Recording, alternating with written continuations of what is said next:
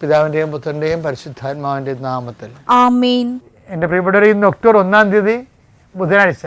അമ്മേ പരിശുദ്ധമേ, അമ്മേ പരിശുദ്ധമേ, ദൈവമാതാവേ, കൃപാസനത്തിലൂടെ ഞങ്ങളുടെ ദേശത്തിനും അമ്മ മധ്യസ്ഥം തേടി തന്ന എല്ലാ അനുഗ്രഹങ്ങൾക്കും കൃപകൾക്കും ഞങ്ങളിപ്പോൾ ഹൃദയം നിറഞ്ഞ നന്ദി പറയുന്നു. അമ്മേ പരിശുദ്ധമേ, അമ്മേ പരിശുദ്ധമേ, ദൈവമാതാവേ, 2004 ഡിസംബർ 7 തീയതി ഉച്ചകഴിഞ്ഞ് 2:30 കൃപാസനത്തിൽ സംഭവിച്ച അമ്മയുടെ പ്രത്യക്ഷപ്പെടലിനെ കുറിച്ച് തിരുസഭയ്ക്ക് സമർപ്പിച്ചിരിക്കുന്ന പഠനരേഖകളുടെ മേൽ സഭാത്മകമായ പഠനം ആരംഭിക്കുവാൻ ഞങ്ങൾ പ്രാർത്ഥിക്കുന്നു. അമ്മേ പരിശുദ്ധമേ, ഭൂസ്വർലോകങ്ങളുടെ രാജ്ഞിയായ അങ്ങേയ്ക്ക് ഭൗമ സംരക്ഷണത്തിനായി പ്രപഞ്ച പ്രകൃതിയെ തന്നെ തിരുസഭ പ്രതിഷ്ഠിക്കുവാൻ ഈ പ്രത്യക്ഷീകരണം വഴി ഇടയാക്കണമേ. പരിശുദ്ധമേ, ജപമാല മാതാവേ, സകല കൃപാസനം പ്രാർത്ഥനകളോടും ചേർത്ത് ഞങ്ങളിപ്പോൾ പ്രാർത്ഥിക്കുന്ന ഈ കുടുംബത്തിന്റെ പ്രത്യേക നിയോഗം പറമക്കളെ.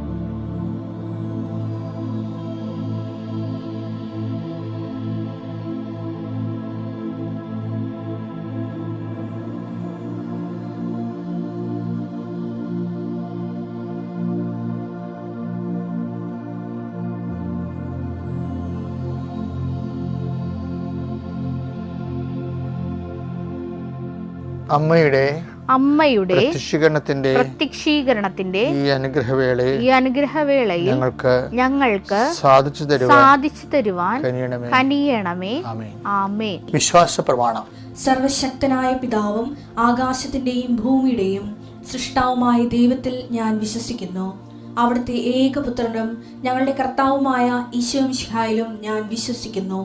ഈ പുത്രൻ പരിശുദ്ധാത്മാവിനാൽ ഗർഭസ്ഥനായി കന്യകാമറിയത്തിൽ നിന്ന് പിറന്ന് പൊന്തിയോസ് പീലാത്തോസിന്റെ കാലത്ത് പീഡകൾ സഹിച്ച് കുരിശിൽ തറയ്ക്കപ്പെട്ട് മരിച്ച് അടക്കപ്പെട്ട് പാതാളങ്ങളിൽ ഇറങ്ങി മരിച്ചവരുടെ ഇടയിൽ നിന്ന് 3-ാം നാൾ ഉയർത്ത് സ്വർഗത്തിലേക്ക് എഴുന്നള്ളി സർവശക്തിയുള്ള പിതാവായ ദൈവത്തിന്റെ വലതുഭാഗത്തിരിക്കുന്നു.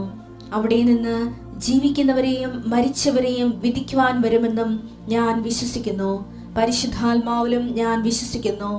വിശുദ്ധ കത്തോലിക്കാ സഭയിലും പുണ്യവാന്മാരുടെ ഐക്യത്തിലും പാപങ്ങളുടെ മോചനത്തിലും ശരീരത്തിന്റെ ഉയർപ്പിലും നിത്യമായ ജീവിതത്തിലും ഞാൻ വിശ്വസിക്കുന്നു. ആമേൻ. സ്വർഗ്ഗസ്ഥനായ ഞങ്ങളുടെ പിതാവേ, അങ്ങയുടെ നാമം പൂജിതമാകണമേ. അങ്ങയുടെ രാജ്യം വരണമേ. അങ്ങയുടെ തിരുമനസ് സ്വർഗത്തിലെ പോലെ ഭൂമിയിലും ആകണമേ.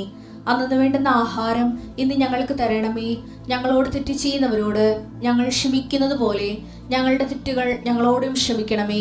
ഞങ്ങളെ പ്രലോഭനത്തിൽ ഉൾപ്പെടുത്തരുതേ, തിന്മയിൽ ഞങ്ങൾ രക്ഷിക്കണമേ. ആമേൻ. നന്മ നിറഞ്ഞ മറിയമേ, സ്വസ്തി. കർത്താവ് അങ്ങയുടെ കൂടെ സ്ത്രീകളിൽ അങ്ങ് അനുഗ്രഹിക്കപ്പെട്ടവളാകുന്നു. അങ്ങയുടെ ഉദരത്തിൻ ഫലമായി ഈശോ അനുഗ്രഹിക്കപ്പെട്ടവനാകുന്നു. പരിശുദ്ധ മറിയമേ, തമ്പുരാന്റെ അമ്മേ, പാപികളായ ഞങ്ങൾക്ക് വേണ്ടി ഇപ്പോഴും ഞങ്ങളുടെ മരണസമയത്തും തമ്പുരാനോട് അപേക്ഷിക്കണമേ. ആമേൻ. കർത്താവ് നിന്റെ ഉന്നതമായ നാമത്തിന് സ്വസ്ഥം ചെയ്യുന്നു. കർത്താവ് നിന്റെ വിശുദ്ധ പൗരോഹിത്യത്തെ മഹത്വപ്പെടുത്തണമേ. കർത്താവ് സഭയിലുള്ള സാന്നിധ്യം പ്രകടമാക്കണമേ. 19 വർഷം ഞാൻ അർപ്പിച്ച കൃപാനയുടെ യോഗ്യതയാണ്. കൃപാസ്ഥാനത്താരെ ജീവനോടെ പ്രത്യക്ഷപ്പെട്ട പരിശുദ്ധ അമ്മയുടെ മാധ്യസ്ഥത്തിലെ ഞാൻ മക്കളെ കർത്താവിൻ്റെ നാമത്തിൽ ആശീർവദിക്കുന്നു. അമ്മ പരിശുദ്ധ ദേവമാതാവ്, സഞ്ചാരി മാതാവ്, സമയത്തിന് അധികാരി, നിൻ്റെ കൂടെ നിൻ്റെ വലത്തും ഇടത്തും വീട്ടിലും വഴിയിലും ജലത്തിലും കരയിലും നിന്നെ അകമ്പടി സേവിച്ചുകൊണ്ട് സംരക്ഷിക്കട്ടെ എന്ന് പ്രാർത്ഥിക്കുന്നു. ഉച്ചമുതൽ ഉള്ളങ്കാൽ വരെ കർത്താവ് നിന്നെ വിശുദ്ധമായ രക്തത്താൽ നിന്നെ സ്പർശിക്കട്ടെ. യേശു കർത്താവാണെന്ന് ഹൃദയത്തിൽ വിശ്വസിക്കുന്ന നിനക്ക് ദൈവികമായ ചൈതന്യം ഇറങ്ങി വസിക്കട്ടെ എന്ന് പ്രാർത്ഥിക്കുന്നു. ഭക്തി നഷ്ടപ്പെട്ടവരുണ്ടാകാം, പ്രാർത്ഥന നഷ്ടപ്പെട്ടവരുണ്ടാകാം, വിശ്വാസം തണുത്തു പോയവരുണ്ടാകും. അവരുടെ മേലെല്ലാം കർത്താവ് ശക്തി പ്രവർത്തിക്കട്ടെ. ചില വീടുകൾ ഭവനരഹിതരുണ്ടാകും, ഭവനത്തിൽ സമാധാനം ഇല്ലാത്തവരുണ്ടാകും. ഇവിടുന്ന് വല്ലപാടും പോയി ഒളിച്ചാൽ മതി, ഇറങ്ങിപ്പോയാൽ മതി എന്നൊക്കെ ചിന്തിച്ചുകൊണ്ട് വേദനിച്ച് ജീവിക്കുന്നവരുണ്ടാകും. ചില വ്യക്തികളെ കൊണ്ട് നീ വേദനിക്കുന്നുണ്ടാകും. അവരെ കർത്താവിൻ്റെ നാമത്തിൽ ഞാൻ ബന്ധിക്കുന്നു. കർത്താവ് ജീവിതമാർഗങ്ങൾ നഷ്ടപ്പെട്ടു പോയവർ, ജീവിതമാർഗങ്ങൾ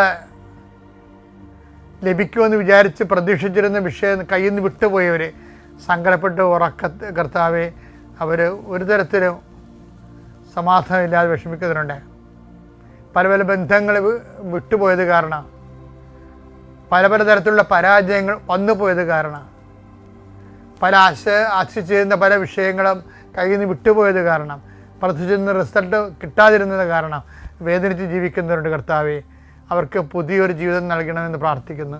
ഇനി ഇതുപോലെ പോട്ടെ, എങ്ങനെയും പോട്ടെ, പോയി ഒടുങ്ങട്ടെ, തീർന്നല്ല എന്ന് വിചാരിച്ചുകൊണ്ട് നിരാശപ്പെട്ട് സ്വയം പരാഗി ജീവിക്കുന്നവരുടെ മേൽ കർത്താവിൻ്റെ രക്തം തളിക്കപ്പെടെ എന്ന് പ്രാർത്ഥിക്കുന്നു.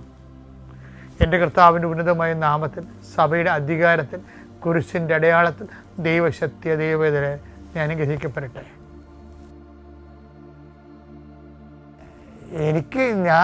ഞാനുമായിട്ട് ഞാൻ യുദ്ധം ചെയ്യുന്ന ഒരു സംഭവം ഇതാണ് എന്നോട് തന്നെ. കാര്യം ലവ് എന്ന് പറയുമ്പോൾ അണ്ടർസ്റ്റാൻഡിങ് ലവ് ആണ് വേണ്ടത് ശരിക്കും. അതാണ് ഈശോ പറഞ്ഞത്, അപ്പോസ്തലന്മാർ ഉറങ്ങിയില്ലേ ഗെത്സമേനിൽ, അവിടെ ഈ അണ്ടർസ്റ്റാൻഡിങ് ലവ് വർക്ക് ചെയ്യുന്നുണ്ട്. മത്തായി 26:41. ആത്മാവ് സന്നദ്ധമെങ്കിലും ശരീരം ബലഹീനമാണ്. അണ്ടർസ്റ്റാൻഡ് ചെയ്യണം, ശരീരം ബലഹീനമാണ്. എന്താ സംഭവിച്ചാൽ അവിടെയും ഈ ശരീരത്തിൻ്റെ വിഷയമാണേ. അതും ഇത് ഭക്ഷണം, മറ്റത് വിശ്രമം. ഈ ഭക്ഷണത്തെയും വിശ്രമത്തെയും ചില സമയത്ത് നമ്മൾ ബലഹീനമായ ശരീരം ചിലപ്പോൾ കൽപ്പനകൾ ലംഘിക്കണ കാണാം. പക്ഷെ അതിൻ്റെ പേരിൽ അങ്ങനെ ഒരു കർക്കശമുള്ള റബി ആയിട്ട് ഈശോ മരണില്ല. മറിച്ച് എന്താണ് അവർ പറയും, നിങ്ങൾ ഉറങ്ങി വിശ്രമിക്കുകയാണോ, എഴുന്നേൽക്ക്, ആത്മാവ് സന്നദ്ധമാണെന്ന് എനിക്കറിയാം. അത് അണ്ടർസ്റ്റാൻഡിങ്, ശരീരം ബലഹീനവും. അപ്പോൾ വക്രത്തിൽ പോലും ഈശോ മനുഷ്യനെ മനസ്സിലാക്കുന്ന ഒരു ദൈവമാണ്. ഈ ഈശോനെയാണ് നമ്മൾ ലോകത്തിന് കൈമാറണമെന്ന് ഞാൻ എന്നെപ്പോലുള്ളവർ ആഗ്രഹിക്കുന്നത്. എന്താണ്? അണ്ടർസ്റ്റാൻഡിങ് ഇല്ലാവൂ. ഇനി ഈ മനുഷ്യരാശിക്ക് വേണ്ടി ഈശോ മരിക്കും. അതാണ്. അപ്പോൾ വെറുതെ ഒരു ആശയപരമായ സ്നേഹമല്ല, വളരെ പ്രായോഗികമായ. അതാണ് സ്നേഹത്തിന് വേണ്ടി ജീവൻ ബലിയടക്കുന്നതിനേക്കാൾ വലിയ സ്നേഹം ഇല്ല എന്നൊക്കെ പറയണില്ലേ. യോഹന്നാൻ 15:13. സ്നേഹിതർക്ക് വേണ്ടി ജീവൻ അർപ്പിക്കുന്നതിനേക്കാൾ വലിയ സ്നേഹമില്ല. അതാണ് ഈശോ. ഈ ഈശോനെ കൈമാറണമെന്നാണ് മറ്റുള്ളവരും ആ ദൈവസ്നേഹം അനുഭവിക്കണമെന്ന് മാത്രമാണ് കൃപാസനം ആഗ്രഹിക്കുന്നുള്ളൂ.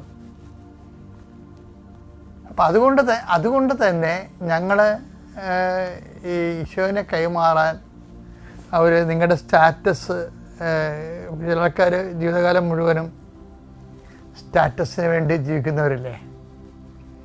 ഏറ്റവും വലിയ പ്രലോഭനം എന്ന് പറഞ്ഞാൽ സ്റ്റാറ്റസാണേ.